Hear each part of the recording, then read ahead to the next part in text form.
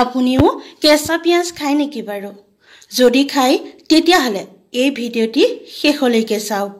মই এটা কথা জানো, আমি বহুতেই কেঁচা পিঁয়াজ ভাতৰ লগতে হওক বা ৰুটিৰ লগতে হওক খাওঁ।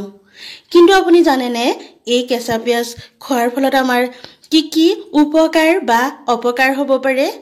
আহকচোন জানো পিঁয়াজ খোৱাৰ আমাৰ কি উপকাৰিতা আছে বা কি হ'ব আমাৰ শৰীৰৰ। আমাৰ পাকঘৰত এনেকুৱা কিছুমান বস্তু থাকে যি নেকি আমাৰ শৰীৰটো একদমেই ভৰিৰ পৰা মূৰলৈকে সুস্থ কৰি ৰাখে।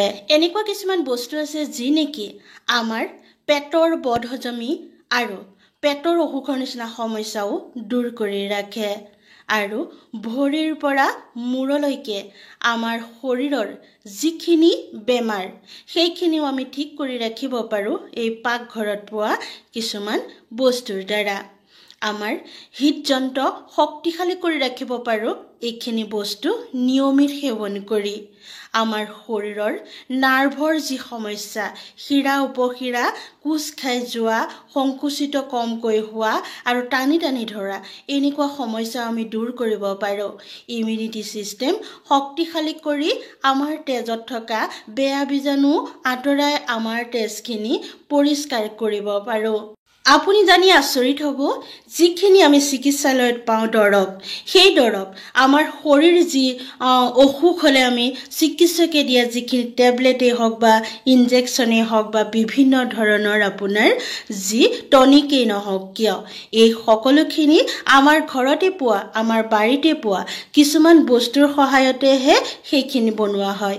যদি আমি সেইখিনি আমাৰ ঘৰত থকা বস্তুখিনি নিয়মিত সেৱন কৰি থাকোঁ, আমাৰ পাকঘৰত পোৱা বস্তুখিনি নিয়মিত সেৱন কৰি থাকোঁ আৰু আমাৰ বাৰীখনত থকা বন ঔষধিখিনি চিনি লওঁ আৰু সেইখিনি সঠিক ৰূপত সঠিক পৰিমাণে খাওঁ, তেতিয়াহ'লে আমাৰ শৰীৰটো একদমেই নিৰোগী কৰি ৰখাত আমি সক্ষম হ'ব পাৰোঁ।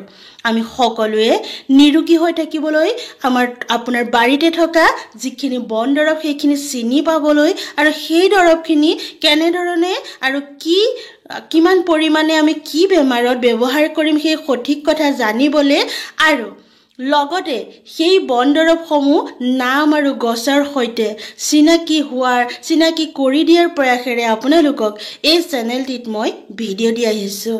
যদি আপোনাৰ ভাল লাগে তেতিয়াহ'লে চেনেলটি ছাবস্ক্ৰাইব কৰিব, কাষত থকা বেল আইকনটো টিপি থ'ব যাতে মই ভিডিঅ' দিয়াৰ লগে লগে আপুনি ন'টিফিকেশ্যন পায়। আজি মই আপোনালোকক আমাৰ পাকঘৰত বহলভাৱে ব্যৱহাৰ কৰি অহা পিঁয়াজৰ এনেকুৱা কিছুমান অদ্ভুত কথা জনাম, যিকেইটা কথা জানিলে আপোনালোক আচৰিত হোৱাৰ লগতে উপকৃতও হ'ব। আহকচোন জানো পিঁয়াজৰ এনেকুৱা কিনো কথা আছে।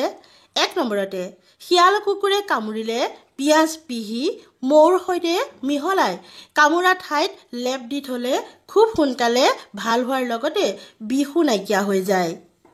2 নম্বৰতে, কাণ বিষালে পিঁয়াজৰ ৰস গৰম কৰি অকণমান কুহুমীয়া হৈ থাকোঁতেই দুইখন কাণতে, যিখন কাণ বিষাইছে বা দুইখন বিষাইছে যদি দুইখনেই আৰু যদি এখন বিষাইছে তেতিয়াহ'লে তাতে আপুনি 2 টোপাল দিব। চাব এনেদৰে দিনে 2 বাৰকৈ 3-4 দিনমান দিলেই কাণ বিষ ভাল হয়।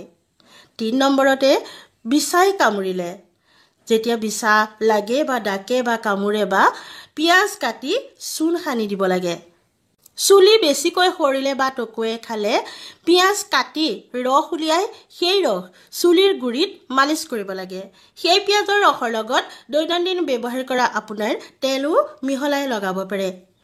হিকটিত পিঁয়াজৰ ৰস মৌৰ সৈতে খালে হিকটি ভাল হয়। শৌচ টান হ'লে ভাতৰ লগত কেঁচা পিঁয়াজ খাব লাগে, তেতিয়া শৌচ ক্লিয়াৰ হয়। এচিডিটিত পিঁয়াজৰ ৰস আৰু নেমু ৰস মিহলাই আহাৰৰ পিছত খালে তেতিয়া এই এচিডিটি ভাল হয়। ভোক কমিলে পিঁয়াজৰ টুকুৰাত নেমু ৰস সানি ভাতৰ লগত খাব লাগে। কেতিয়াবা যদি ঘনাই আপোনাৰ লেট্ৰিন হয়, তেতিয়া পিঁয়াজ পিচি সেই পেষ্ট নাড়ীৰ ওপৰত লেপ দিব লাগে আৰু পিঁয়াজৰ ৰস খাবও লাগে।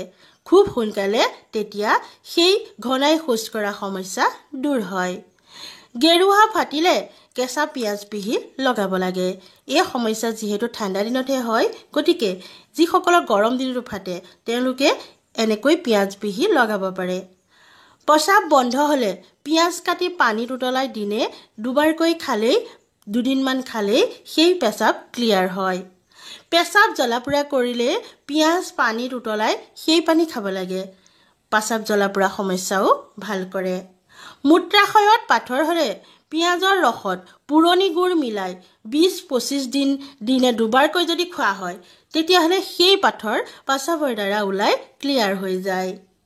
নাকেৰে তেজ ওলালে পিঁয়াজ থেতেলিয়াই শুঙি দিব লাগে, তেতিয়া তেজ ওলোৱা লগালগ বন্ধ হয়। শক্তিশালী হ'বলৈ সদায় এচামুচকৈ পিঁয়াজৰ ৰস আৰু ঘি মিহলাই খাব লাগে। ই শুক্ৰাণু বৃদ্ধি কৰাত সহায় কৰে, পুৰুষৰ পুৰুষত্বও বৃদ্ধি কৰে। কলা দাগত পিঁয়াজৰ ৰস লগাই অকণমান মাছাজ কৰিলে কেইদিনমান এনেদৰে সেই ঠাই মাছাজ কৰাৰ ফলত কলা দাগ নাইকিয়া হয়। মৌ আৰু বৰলে কামুৰিলে পিঁয়াজৰ ৰস সানিব লাগে, তেতিয়া দমলা দমলো নাইকিয়া হয়, লগতে মৌ আৰু বৰলে কামুৰিলে যি অত্যন্ত বিষ সেয়াও ভাল হয়। পিঁয়াজৰ ৰস মূৰত লগালে ওকণি নোহোৱা হয়। সৰু ল'ৰা ছোৱালীৰ চাবচোন ওকণি ঢেৰ হয়। তেওঁলোকক পৰিষ্কাৰকৈ মূৰটো ধুৱাই পিঁয়াজৰ ৰস উলিয়াই লগাই কমচে কম আধা ঘণ্টামান ৰাখি ধুনীয়া চেম্পুৰ সহায়ত মূৰটো ধুৱাই দিব লাগে। সপ্তাহত 3 দিন কৰি চাওক, সেই মূৰৰ ওকণি একেবাৰে নাইকিয়া হৈ যাব। উফি হ'লে গা ধোৱাৰ আগত পিঁয়াজৰ ৰসেৰে মূৰৰ চুলিৰ গুৰি আপুনি মালিচ কৰিব লাগে। এনেদৰে মালিচ কৰি 10-15 মিনিট ৰৈ মূৰ ধুব লাগে। এনেদৰে সপ্তাহত 3 দিনমান কৰিলেই আপোনাৰ উফিৰ সমস্যা দূৰ হয়। মূৰ ঘূৰণিত পিঁয়াজৰ ৰস নাকেৰে শুঙি উজাই দিব লাগে, তেতিয়া মূৰ ঘূৰণি খুব সোনকালে ভাল হয়। দেখিলেনে আপোনাৰ পাকঘৰত থকা এই সাধাৰণ বস্তুবিধৰ কিমান অসাধাৰণ গুণ আছে। এনেকুৱা বহুতো হাজাৰ বিজাৰ বস্তু আছে আমাৰ পাকঘৰতে, যি আমাৰ শৰীৰটো সুস্থ কৰি ৰখাত সহায় কৰে। আপুনি ক'ব পাৰে পাকঘৰটো আমাৰ সৰু সুৰা এখন চিকিৎসালয়, য'ত আমি ৰোগ নিৰাময় কৰিব পাৰোঁ। গতিকে সেইকাৰণে এই যে কিন্তু জানিব লাগিব ন, আমাৰ পাকঘৰত যে এইখিনি বস্তু আমাৰ বহুত কামত আহে, সেই কথা জানিবলৈ আপোনালোকে ভিডিঅ'বোৰ চাব লাগিব। আৰু ভিডিঅ'বোৰ চাবলৈ চেনেলটি ছাবস্ক্ৰাইব কৰিব লাগিব। কেৱল চেনেলটি ছাবস্ক্ৰাইব কৰিলেই নহ'ব, কাষত থকা বেল আইকনো টিপি থ'ব।